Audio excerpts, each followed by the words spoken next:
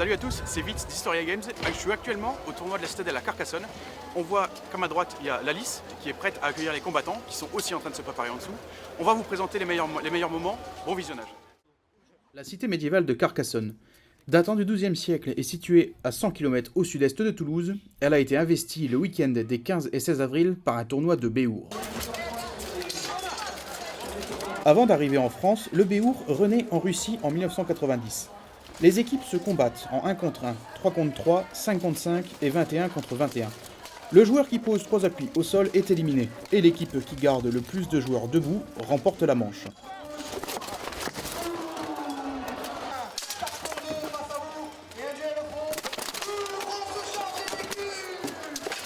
Mais les durs combats ne sont pas dénués de règles. Pas de coups d'estoc, pas de coups au sol. Des hommes en noir et jaune sont présents pour éviter aux joueurs de se blesser sur la lice. Alexis Morbachenka, ancien joueur de Béour et arbitre titulaire depuis 2012, vient spécialement de Biélorussie pour arbitrer la rencontre de Carcassonne. Pour être un bon arbitre de Béour, c'est un plus d'avoir commencé par le combat, mais aussi d'avoir été bien entraîné physiquement. Il est important de savoir quand et à quel endroit les combattants vont frapper. Être capable d'anticiper le moment parfait pour s'interposer entre eux. Avec l'expérience, comment vous dire, j'arrive à mieux anticiper là où les joueurs risquent le plus de se blesser. Mais il y a des règles de toute façon.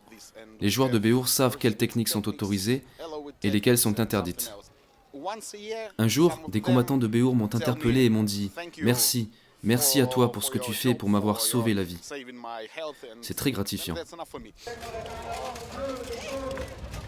L'équipe phare de ce tournoi est les Bécus de Gascogne de Toulouse.